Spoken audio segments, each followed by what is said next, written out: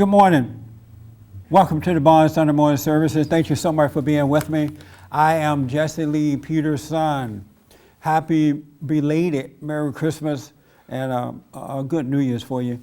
You could get involved in this discussion today by calling 800-411-BOND, 800-411-2663. And you can also email us, church@bondinfo.org, church@bondinfo.org, and put your name and town on it. Good morning to everybody here. Good morning. Happy belated Christmas. Everybody had a good one? No, I did.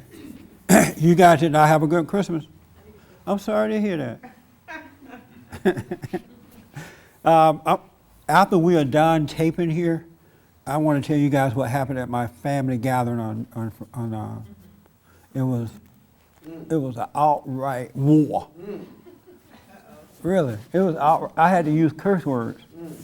You said you weren't going to do that, Ray. Huh? You said you weren't going to do that. You did it. They tricked me over there. But I'll get into that later. Okay, this year is ending. This is our last Sunday of this year. That's right? Yeah, when we come back, it'll be 2010, right? This year was, what I want to do is just get a little feedback from this year. All right.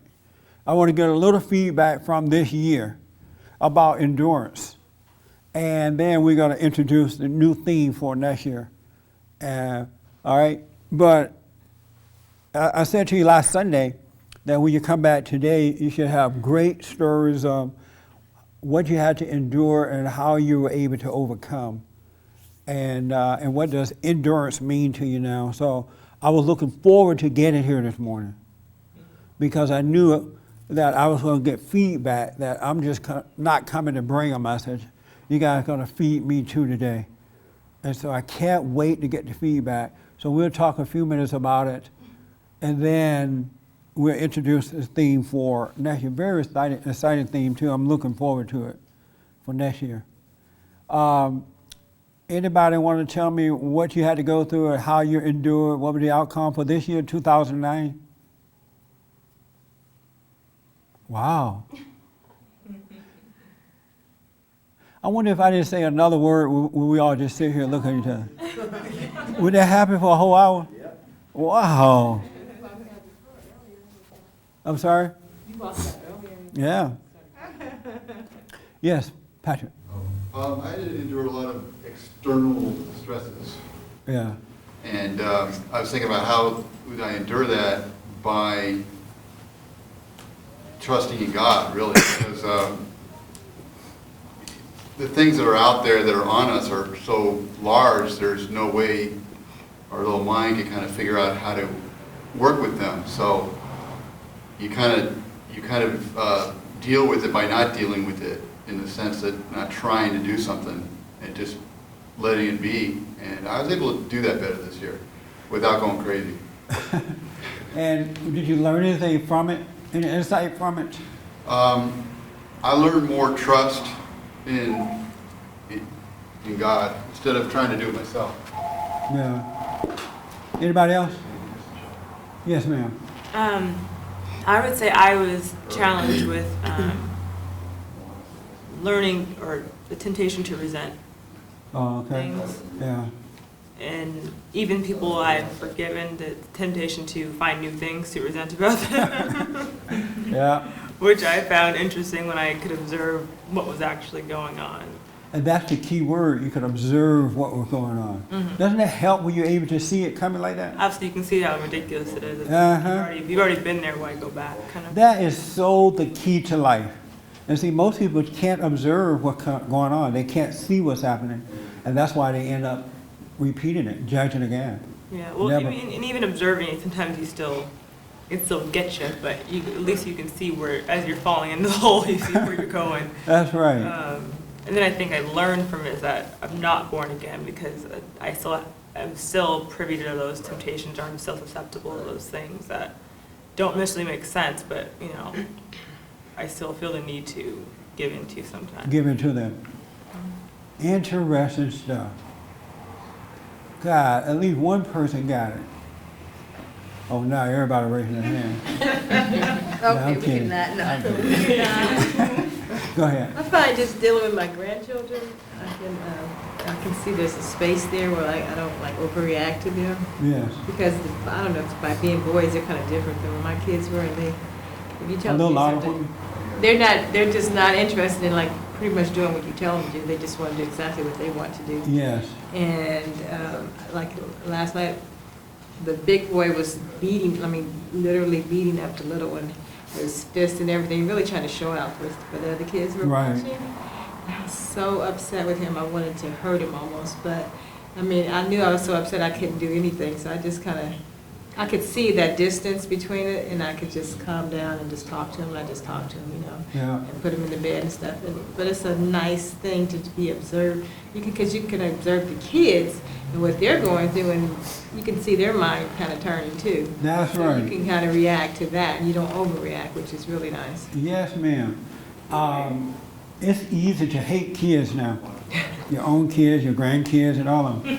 And the reason that it is easy to hate them because they're not disciplined Oh, properly. they're so spoiled. Yeah, they're spoiled, they're out of control. I've never thought that you can grow up in life and take your kids to somebody's house and let them just run through the house.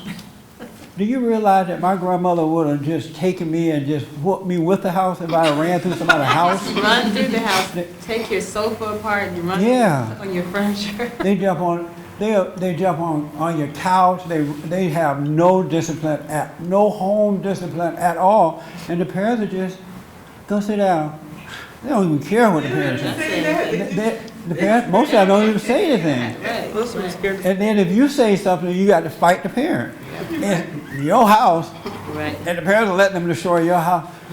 These kids are in trouble. They are. They're not. God said that we're supposed to discipline our children. They have no fear. Not at all. Fear of their father. They're not They know about afraid of their parents at all. One thing I noticed that How is this my happening? grandkids that are so spoiled, they're just not happy. I mean, if they not say, I want, before they can get the word out of what they want, it's already in their hands. Yeah. But they're still not happy. They're not happy. With a sad face, they always have attitude. It's like, wow. I was at my daughter's, my family, and they had a truckload of presents on the tree. Presents just everywhere, just beautiful colors. I'm like, why do you guys get all this stuff? Well, it's from all of us. It's from the family.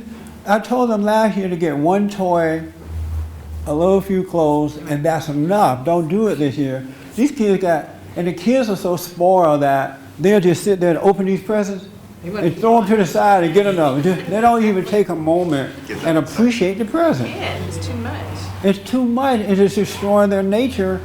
And just think what these kids are going to be like when they become teenagers. Scary to think about that. Man, we are in trouble. My son, he's doing it right. He has 5 children. It took all he had to make sure it was done right, but it was done right. They got one toy, and then they got a big game that they all can play with.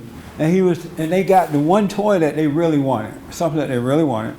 But he said he noticed that when his kids opened their presents, they were so appreciative of it. Mm-hmm. They didn't run to the next one and just throw it to the side. They really, they were surprised they got it, first of all. Mm-hmm. And then they appreciated it when they opened it up. But with my other grandkids, and then it took all I had to make them wait until we had dinner before they opened their presents. They're like, oh, let's go to the present, Grandpa, let's go to the... I'm like, no, put them down. We're going to eat first.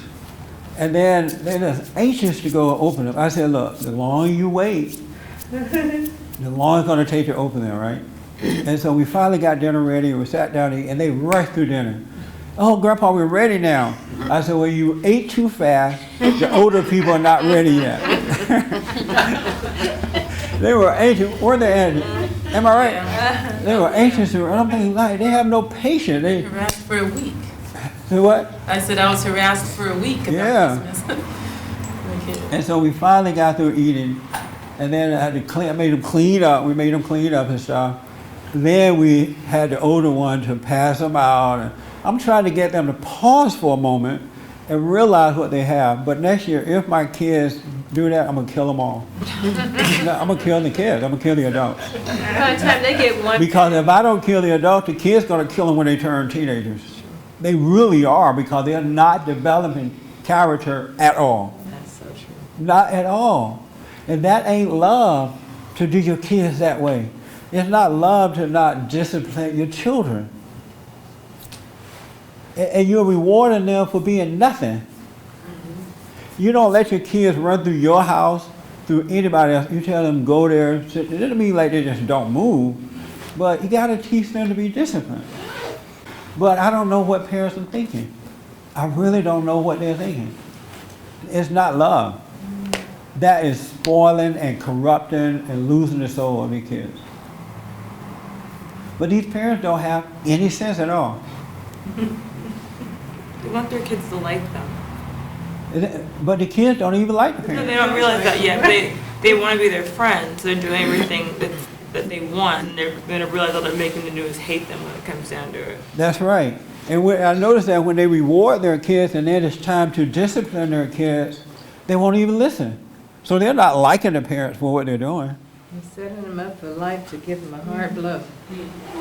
What is happening to us? I notice with my goddaughters, how they'll test you. Yeah. And they'll take turns testing you. And, it's a different spirit compared to their mother, because they'll always go, well, my mother lets me do that. Yeah. My mother, because they have no idea what a male spirit is like, how a male. I tell you, your mama is wrong until I said it. Tell mama she's wrong. Martin was telling me that he almost hate his brother because he was a discipline, right? Am I supposed to say this out loud? He was wrong, his No, nephew. but since you did, just continue. You've been outed. He, for years, he hasn't really listened to me about, standing up to his wife, and now his wife is the main disciplinary force in the house, and she's only interested in their discipline when it comes to school. Both kids are, straight A students, but their little daughter that they have, 4-year-old, she's just the whiniest, most spoiled child I think you could possibly create. And Well, they haven't met my grandkids yet. I don't think she's ever heard the word no. And she's only 3 or 4. She's real young and she's real bad. And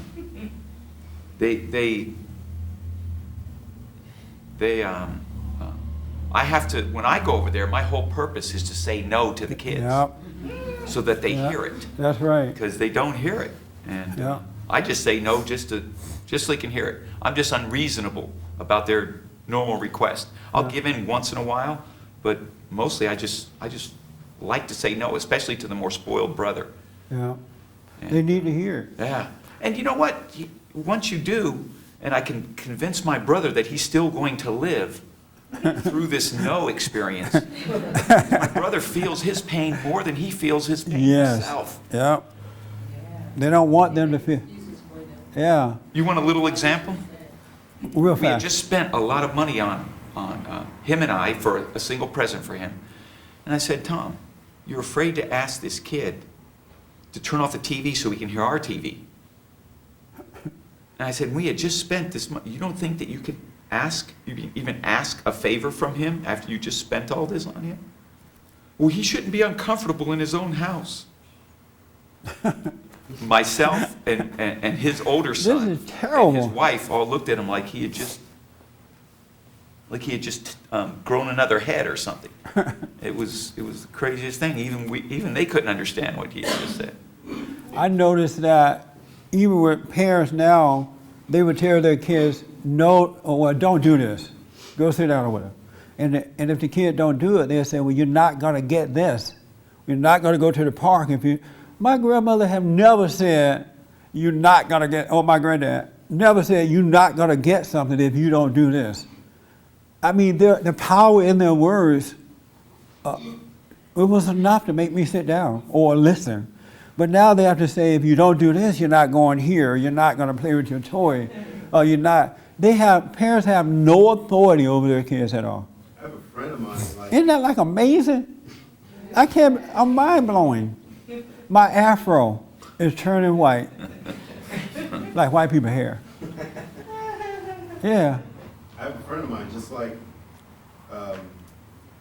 Martin, that has a son, 16, 17 years old, and he beats his dad up.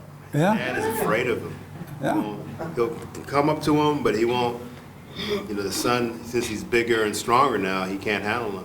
That's amazing. The son And that's what's going to happen. intimidates the Make criminals father. out of That's right. The They'll son's turn into a afraid of criminal.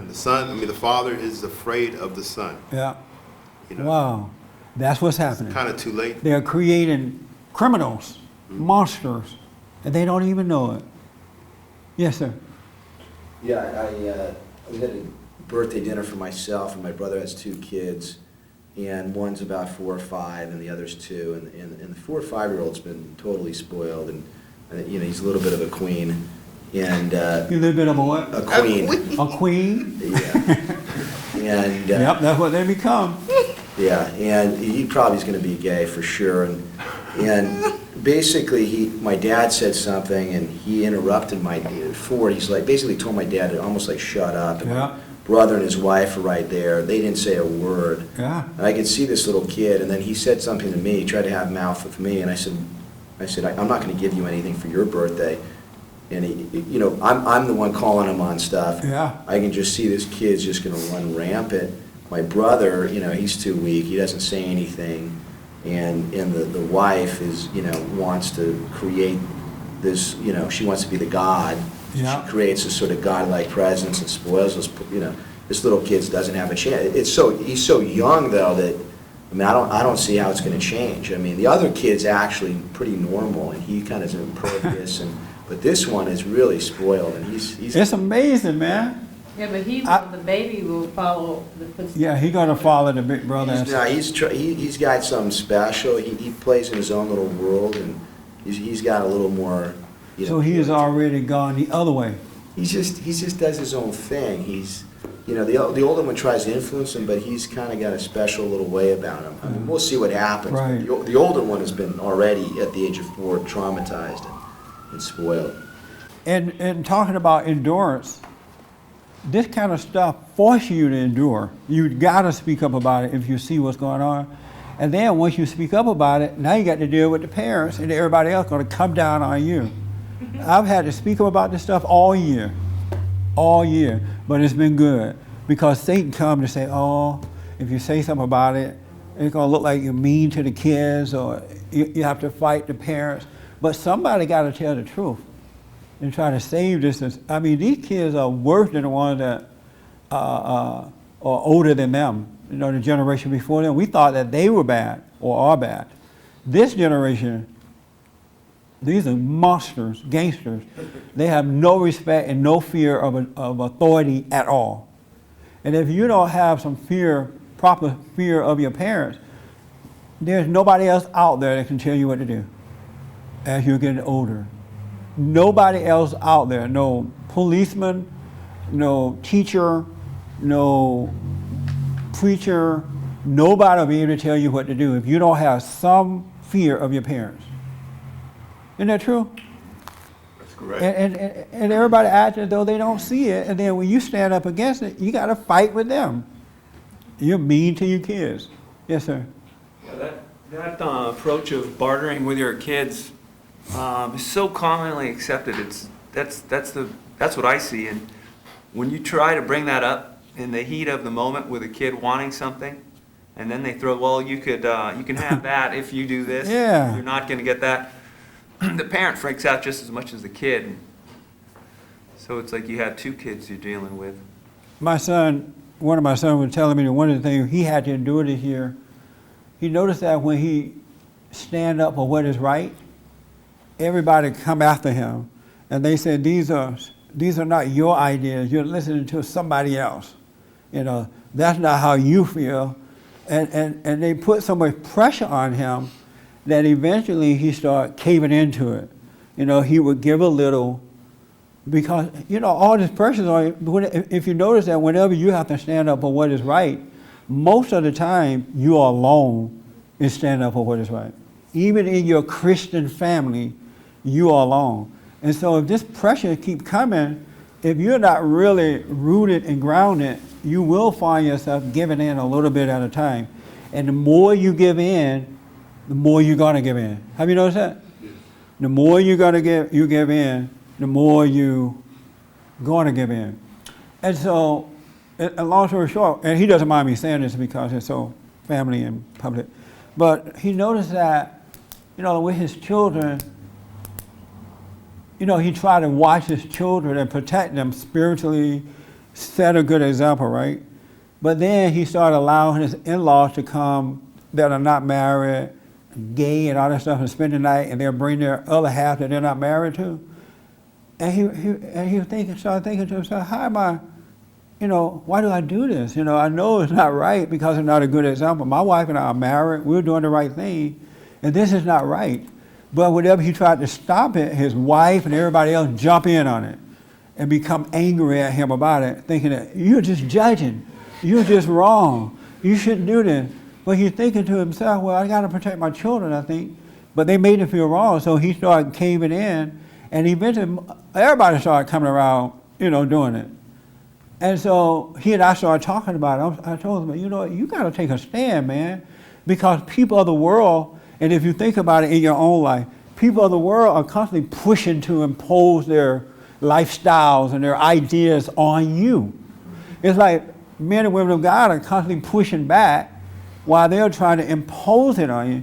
Now, if they want to live that way, let them live that way, but they don't have a right to bring this into your family and to condemn you when you don't want to do it.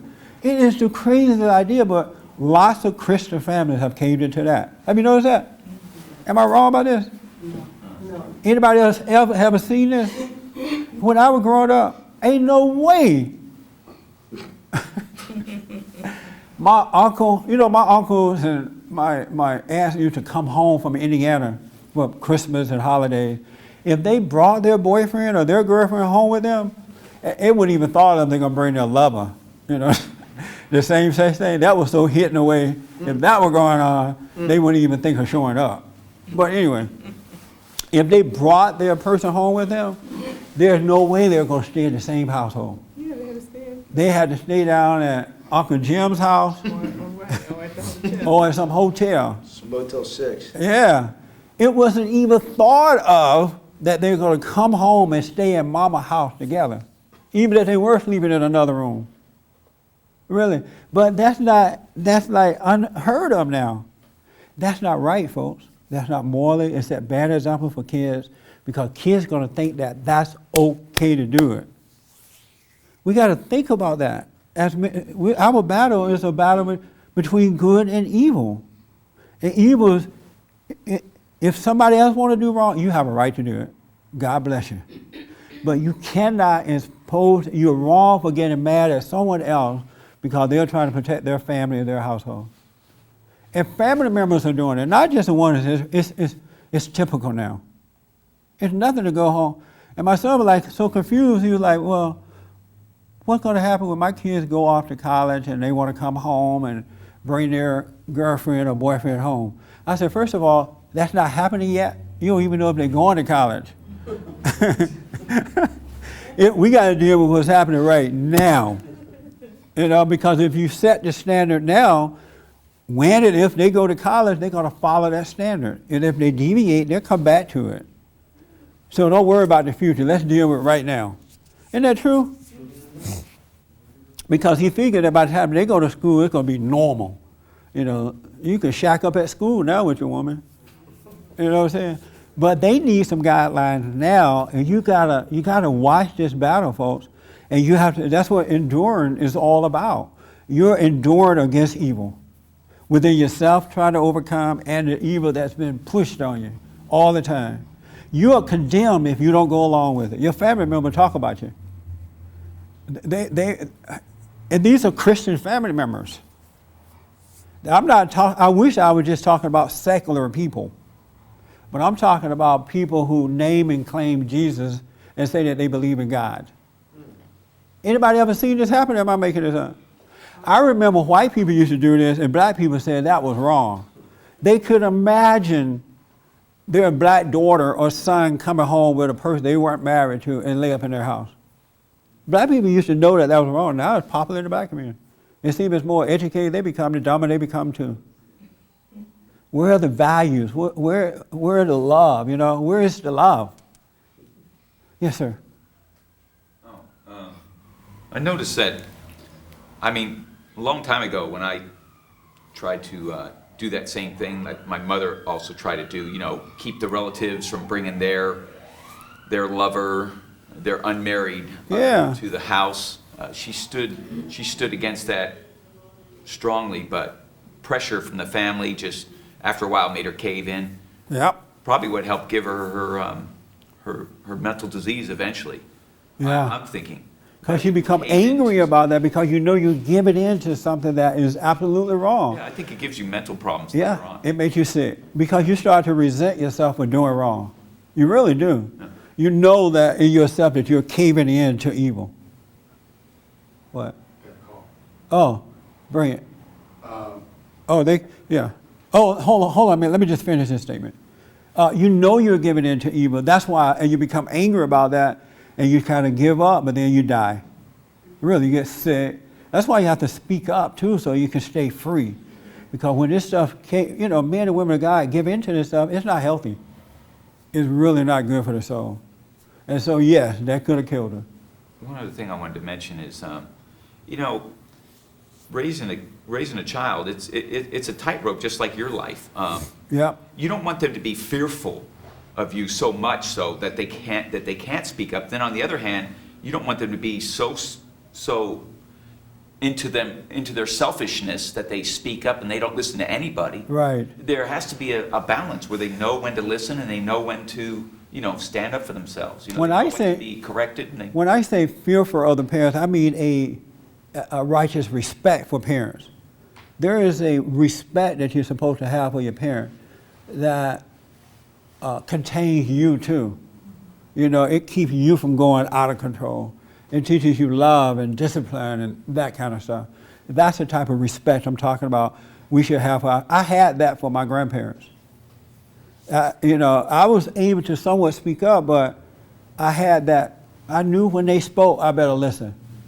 Because it was just there, that respect was there. And they carried themselves in a respectable manner too. And they didn't act like they were retarded. You know what I'm saying? Most adults today, especially young adults, are retarded. It's hard to find one that's not. Let me take this phone one and then I'll come. Yes? Al from West Covina just called in. He made a couple points. One, he said that you haven't mentioned yet the government's role in locking people up for disciplining their kids. That's causing part of this problem. The second point is, he said instead of having kids sit in the corner when they make a problem, he said they need an old-fashioned whooping. Well, definitely true. I mean, the reason that the government is able to come in and do what it's doing because the kids are not being disciplined at home, the parents are weak. And so because the devil is the father of this world, when these kids are left open like that, it's natural for the government to come in and do what it does. That's its job, to corrupt and take over the weak and use them for their own personal gain. But if we had this strong, noble family, as strong as possible, because we all going to have some issues to overcome, but if we had that, the government could not come in and do it because the parents were not allowed to happen. They'll protect their children from the government, but the kids are not even protected at home, and so they cannot be protected from the government and the world, the other influences around them. You know, a man and a wife were telling me the other day that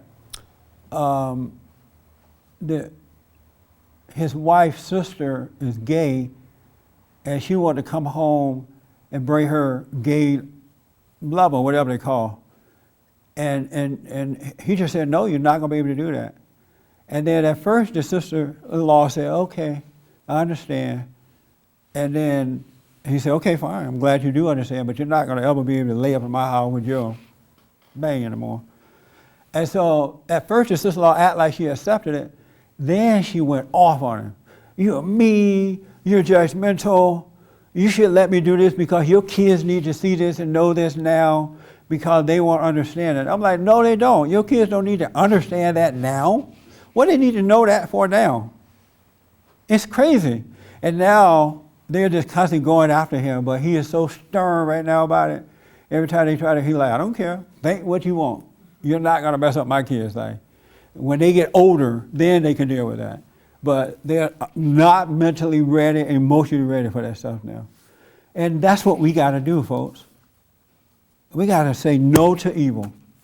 Even to daddy and mama and brother and sister and aunt and uncle and their in-laws when they want to corrupt your life and your kids. Because they don't care. They're already corrupt. You don't have to go out and get a stranger to corrupt your family. The family members will do it for you. Family members are doing a good job themselves. We got to wake up, folks. I'm telling you, this is a serious issue. And I want to remind you that the devil made a promise that he's going to destroy every man, woman, and child. And he's keeping to his promise. He's absolutely keeping to his promise. And it's happening right after, you don't have to leave your home anymore. Really, your own family members are destroying you and your children and the cats and the dog and everybody else if you don't accept them, their lifestyle. If you say, no, this is wrong, you don't have to leave your home anymore. You have to fight with daddy and mama. But you got to protect the soul of the children. God said that it's better to tie a stone around your neck and throw yourself in the ocean than it is to destroy a child, and kids are being destroyed at home by parents. And as far as the government question, if we had real men who loved God and protected their wives and kids and were there to do the right thing, this stuff would not be happening. It would not be happening. It only happened in weak households where there are no men or weak men. That's the only place it happened. I got so many weak men in my family, my cousins and stuff, it's pitiful. I was at this dinner, and then I'll take your hand, and then we got to introduce the topic for next year. I was at this dinner with my family, and one of my cousins wanted to go home. So he says to his wife, he's been married to this woman 25 years, by the way. He's big as a house. I mean, just fat everywhere. Because his wife has stressed him out. He could have a heart attack anytime. Neck pain, back pains, everything. So he's sitting there. He says to his wife, let me have your door key. I'm going home. I want to go home and rest. And I guess he rode there with her or something. And she, in front of everybody, said, no, sit down. You're not getting the key because you're not going to wake up when we get home anyway. And so I'm thinking to myself, why doesn't he have a key to his own house? And why does he have to say to my wife, his wife, I'm going to go home? And she said, and he just scooped back down on the couch and sat there. And she's the in-law. She's not even the law. And she embarrassed him in front of his family and everything. I don't have any men. I'm the only man in my family. And I'm just becoming one. It's not like I've been one all. I'm overcoming that. But there are no men in my family. Isn't that sad? Now they look like men when you see them. You know, they look like males, but there are no men. And that's why these kids are suffering. Anyway, yes, sir. They literally destroy the dogs and cats, like you said too. Yeah. Like, the dogs we had when I was a little kid, everything was always chaotic. They wanted to get out so bad. The minute you open the gate, they would run. Yeah. They'd get hit by cars, and it was horrible. But then I was always wondering, is this the way dogs are? And then as I got older, I go, it can't be like this. Yeah. So then I started, as a kid, I would just train them. I'm like, okay, the dog wants to be around you. But anyhow, but also kids are aware of what's going on. Like I have some friends, and they have a friend who comes over, and he has different girlfriends coming over. And I was noticing that, and they stay there. And then the little girls will bring it up with this really inquisitive sort of, almost a sense of mockery in there, like, so-and-so's got a new girlfriend. And I think as the parents just accept it, then they don't speak up Yeah. or allow it to happen, then that's where they learn to not speak up either, you know? And it's open. I was watching this movie last night, and this little girl, about 12 years old, she was having some type of argument with her mother. Her mother said, "Oh, shut up and go and take your Valium." What's the name of those pills they give their kids? Prozac? Oh, yeah, she said, "Take your Prozac." That's how she dealt with it. And the little girl said, "Okay, Mommy, I'll take my Prozac." She went and took her Prozac. And that's the norm now, because the schools are giving these kids these things at such an early age. And then they go to a psychiatrist or somebody, they give them some more pills. Oh, calm them down, they're overactive, and they have names for it. They call it all kinds of diseases. And so they give them pills instead of teaching them how to deal with life. What a sacrifice that parents have made with their children. Isn't that something? They don't know how to deal with life, and they can't teach their kids. Well, they believe authorities too much. Yeah, they believe in what the authority figures say. Oh, your child has, what they call it? They got all kinds of names. ADHD, FYM. You know. And here's a pill for ADFO, and here's a pill for all that. Here's a pill.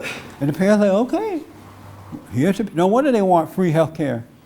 Who can afford all those different pills you got to take? I would want some.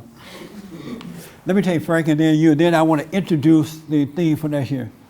What I notice now is there are no real men. I grew up in the last generations where they had men, fathers in the home. They were real dominant. Yeah, they gone, buddy. Very, very, very strong. And that's where the child gets the spirit from. They get it from their father, the strength of enduring, being strong, and that kind of thing. And so I see the kids, they really don't have a chance because they don't have any of that influence. It's gone, man. It's bad. Anybody here disagree with what been said thus far? Anybody? How about you? What's been said so far? No? Anybody? Okay. Because if you do, I want to know. I could be wrong in what I'm seeing here. I could be absolutely wrong. Do you disagree? No, it's a fear of confrontation with their kids. Isn't that amazing? You're scared of a little, 2-foot tall kid to confront them, and it doesn't just happen with kids either, like I got a cousin who had a very tough childhood. Both her parents died, staying with my parents, but she doesn't eat well. She's like over 100 pounds overweight. She's, not working, just spending money, lies all the time, has all types of emotional problems, and no one in my family will confront her about it. I was talking to my parents the other day on the way up saying, like, we got to say something. Yes. And they're like, yeah, I don't want to hurt her feelings. Isn't that amazing? And it's like she's literally killing herself, and it's like, I don't want to hurt her feelings. It's like. And then they let this lying, out of control person stay in their home with them, Yeah. and interrupt their lives. Yeah. Because they're not happy living with this person like that. And then they won't confront it, but they'll sacrifice their family to it. Yeah. That's amazing, huh? Yeah, it is. Make my hair want to turn red. But you're right, man. But Yes, he Ken. has to Huh? he has to take on the role of the man in the family and say something to her because his dad won't, Yeah. his mother won't. Yeah, you're going to have to say it, buddy. I had to do that I had to save my aunt. She had let somebody move in, and she was like depressed from it. And everybody said, oh, don't hurt her feelings. Yeah, let her stay there. And so I called my aunt one day, and I'm like, hey, how you doing? Oh, I'm all right. I said, that woman, I call her a gal. That gal still there? Yeah, she in there. Let me talk to her. We'll get her. I got that woman out of there. My aunt act like it's Christmas every day now. I mean, she has come alive. But she's letting this person stay at her home and could not get her out because she didn't want to hurt her feelings. So you may have to protect your parents from that. Yeah. You're right about that. You may have to take the stand. And don't worry about being loved. You don't need their love. But you need to stand up for your parents. Yeah. Yes? Yeah, that's an interesting scenario. I think there's a lot of misconception that a woman's love, which is sort of not to confront with things, Yeah. sort of sweep it under the carpet, Yeah. and they'll defend it to the end of the world that they have love. Yeah. And they'll yell at you because you want to you really care about this person who's overweight and you want to help them, and you can see they're eating themselves into death. and they don't want to do a thing about it because they want to be careful about their feelings. And that's what society is today. Society is about not hurting people's feelings. Yeah. And It sure is, man. there's a movie Sherlock Holmes I saw last night, and the main character had You saw it? the main evil character had tried to deceive the world that he had special powers. And it was all a lie. He had no powers. It was all like he had just figured out some gadgets to use, and Sherlock Holmes had figured it out. It's the same thing in real life. Yeah. The devil doesn't have power unless you give the power That's right. to the devil. He doesn't have any power at all. And that's the truth, so help me. That was a great connection. He is a deceiver. He doesn't have power. If he can deceive you, he control you. He doesn't have power. That's a good analogy, man. Good example.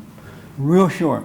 Yeah, real short. I was just saying, on a happier note for little kids, my daughter, you know, she has the little guy who's going to be 2. And so far, they're doing really well with him. He's, you know, within bounds. Yeah. You know, like when he overspills and starts screaming, she just says no. And then when I say, oh, well, you should, and she goes, he has to deal with it. That's right.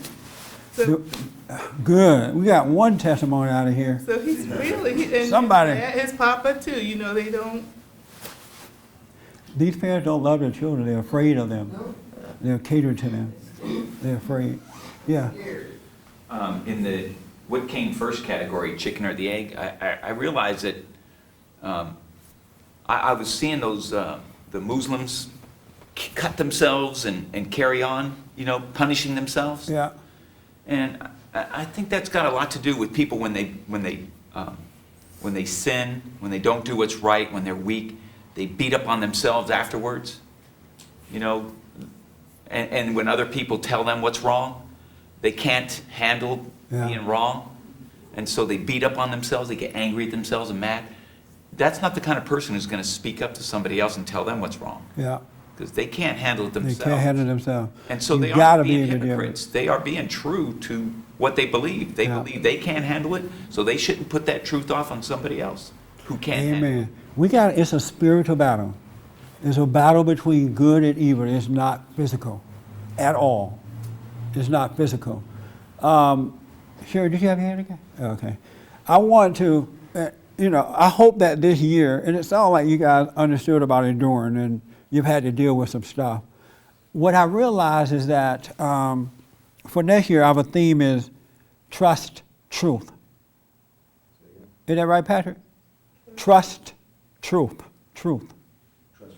Yeah, trust truth. What I realize is that people don't trust truth. They don't trust it.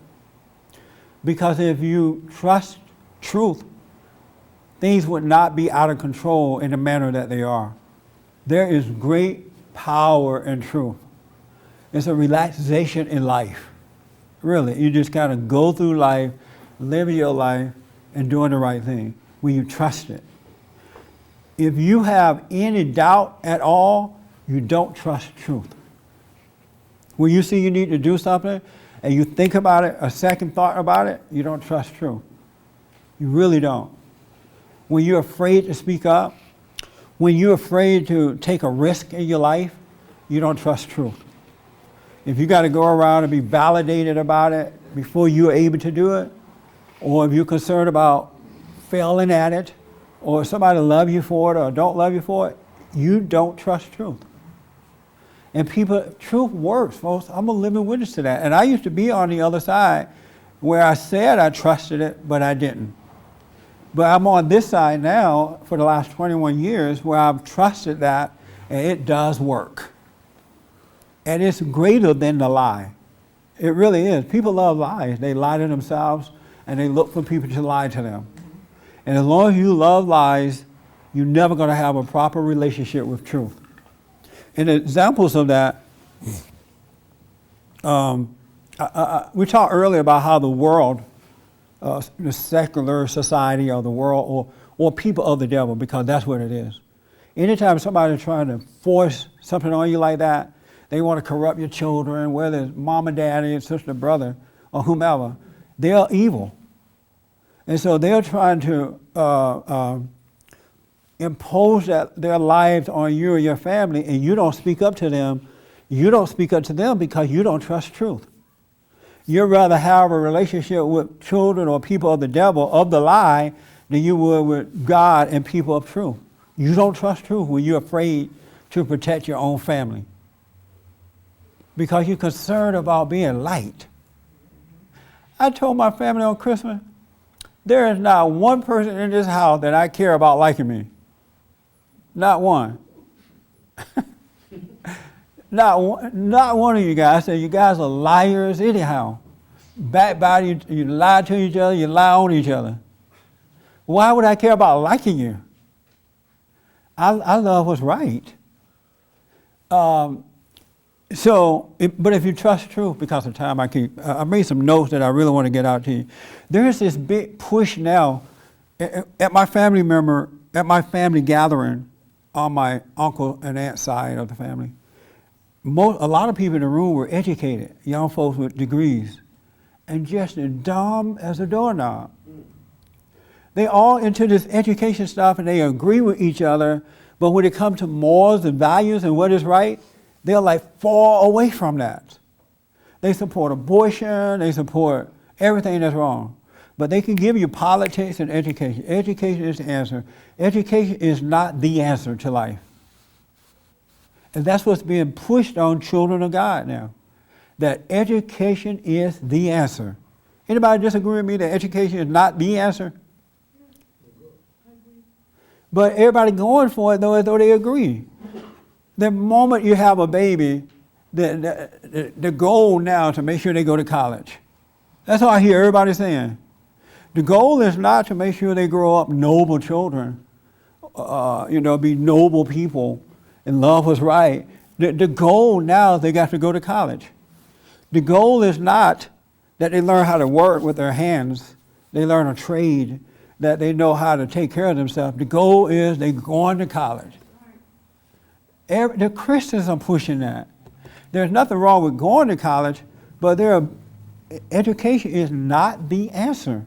It's like they're getting everybody educated so they can dumb the world down, demoralize the world. There's nowhere in the Bible where God said, okay, you had little Johnny, prepare Johnny to go to college.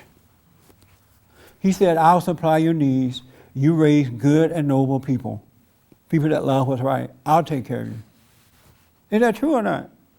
And we kind of knew this at one time. There were trade schools, there were colleges that was learning to work. I was told, as long as you know how to work, boy, you can take care of yourself. Because character was first, all right? So education is not the answer when you trust truth. Black power. I'm hearing now about black power. And they call it black power because New York has a black governor, we got a black president, everybody and their mama black now. And now they're saying black power need to rule. That is the dumbest, evil thing that I can possibly hear. First of all, there is no such thing as black power. There is either right and wrong power. There's a truth or a lie. It has nothing to do with your black color or your white color. It has everything to do with your character and the God that you serve. It has nothing. But this is what they're pushing now, deceiving the next generation. And everybody's okay with that. Nobody's saying, no, there's no such thing as black power. We got to put some truth in there. You got to trust truth and stand up in the midst of the crowd and say, this is evil.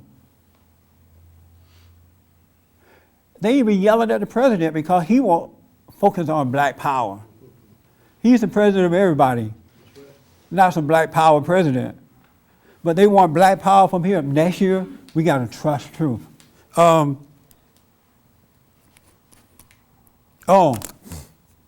thing that's happening, and we'll get into all this next year. There's this notion that, I just got to get with my family. It's the holiday. I love family. Let's just all get together because we're family. What is Christmas about? Family. And that is so dumb, it's right in the category of black power. And let me tell you why I say that's dumb. Because when you get with the family, there's no love, no honesty. It's just all fake. But we with the family. What's the purpose of having a family if you can't be honest with one another so we can be free and love one another as God wanted us to love each other as family? You don't want to just have a family just for the sake of getting with a bunch of folks and calling them family. Isn't that true, or just me? But oh, it's so fancy now to get with the family. I'd rather be alone. Am I wrong about that, Lena? Huh? I can't read shoulder language, and they can't reach a shoulder. Am I wrong about that? No. But family get together now, they're all liars. And then if you throw the truth in the family, they'll burn you at stake. Yes, ma'am. I was going to say, I was with Keith's family for Christmas Eve, and we were talking yesterday how when you get together, the tension's palpable. Like people, they say the nice things, and they're polite, and they're courteous, but you can actually feel the bubbling underneath the surface. Yes. It's like, I wonder if I said something controversial would happen, like World War III would break out. It would. Because everyone is just on the edge of just jumping over, and they all restrain themselves just enough to hold back for the holiday. But it's like it almost makes me a little uncomfortable because I'm not particularly used to that. Right. And it's like everyone's so upset, and I don't know why. Because it's much deeper than me just coming into the picture. Like I'm not used to this, but it's literally palpable, and it's just I'm like, how can you enjoy the holidays when you literally cannot speak freely? That's right. Cannot do it. It's not welcome. And that's why we gotta focus next year on love and truth. Because if we don't change this, folks, and it's only the truth that's gonna change it. It cannot change any other way. It's only truth that's gonna change it. Truth without hating, truth without judging. I wanna make that clear too. But it's only truth that's gonna change the situation. Real fast, I had an incident, my Christmas thing was a trip. Long story short, one of the in-laws said something to me that was wrong. And then she said something added to it, and I made her apologize. I said, hey, stop the party. And I wouldn't let her move, and everybody like screaming and yelling. And then there was another lady there who was there for the first time. My cousin had brought his girlfriend home to visit, and she's supposed to be going to school to be a lawyer, right? And so she said something, and I said, shut up, you're just as dumb as a doorknob, shut up. And man, when I said that, it was like, oh, I wish I had a video of this. I mean, they were like, no, don't talk to her like that, she's a guest. You can't tell her that she's dumb, she's a lawyer. She's going to law school. I'm like, she is dumb, and she's grinning like a chess cat, don't know what she's talking about. But she's a guest. What kind of stuff are they saying? I have to tell you afterward, because I'm running out of time here and I want to introduce it. But they tricked me over there. I was with my immediate family having a good time. They called me. They're like, oh, I thought you, my cousin John, I had him on a radio show. He want the Bible go-to guy. Where's the Bible go-to guy?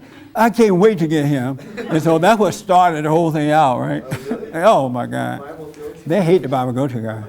The Bible go-to guy, next to Jesse Peterson, the Bible go-to guy is the most hated.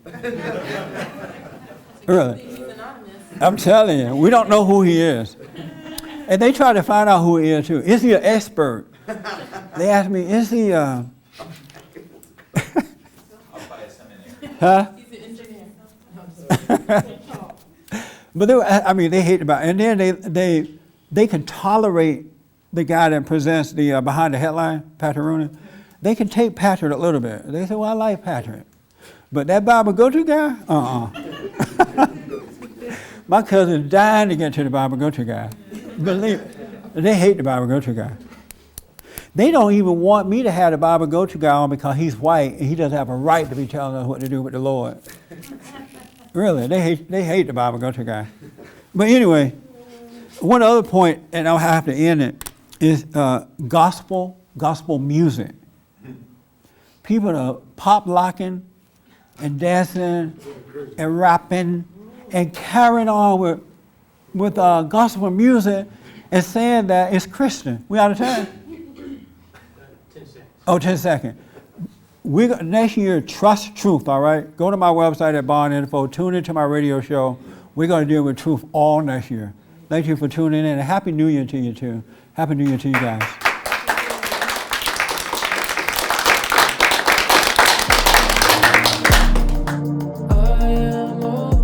For more information or to purchase a copy of this show, visit us on the web at www.bondinfo.org or call 1-800-411-BOND.